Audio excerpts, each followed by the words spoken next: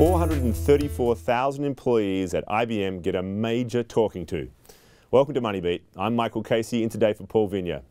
IBM Chief Executive Virginia Rometty delivering a rare company-wide reprimand in a 5-minute internal video message. The Wall Street Journal's Corporate Assistant Bureau Chief watched that video firsthand and joins us now to tell us what Ms. Rometty is admonishing the IBM masses to do. Spencer Ante, welcome. Hi. So, yeah, quite a talking to, and we should say this came after results last week, which I suppose were a little disappointing. What did she have to say? Actually, the results were very disappointing. IBM has been like a predictable machine on Wall Street. It's actually met Wall Street earnings expectations for 31 straight quarters. It failed to do that in the most recent quarter last week, and so it's triggering a bit of a shakeup at the company. And yesterday they reassigned their hardware chief. Just sort of see there that the stock the price stock plunged. dropped 9% in one day, which is a very big move for a very stable stock like IBM.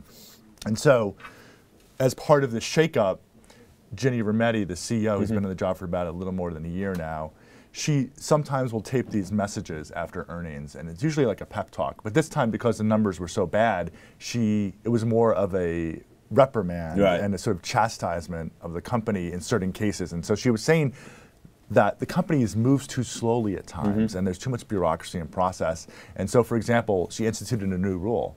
She said, from now on, starting now, if a client has a request or a comment or a question, expectation, IBM must respond within 24 hours. Can they live up to it? It's a question, I suppose. Yeah, I mean, exactly. They did talk about. I mean, she blamed the miss in terms of the results on how slow they were actually responding to some big orders that never got filled. Right. That's part of the problem here. Yes. In fact, she even called out a specific engagement.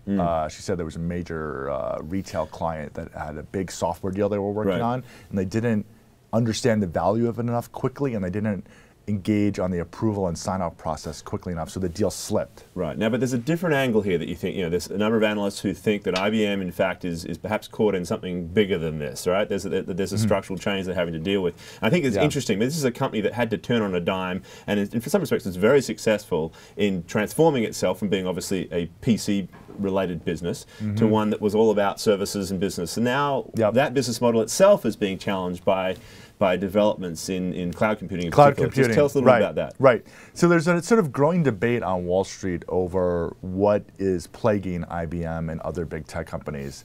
One school of thought says that this cloud computing trend is maybe the cause of it, because in cloud computing, companies, instead of buying expensive systems from software hardware consultants from IBM, they rent computing power and they rent software for much more cheaper cost from, say, an Amazon.com or a Google.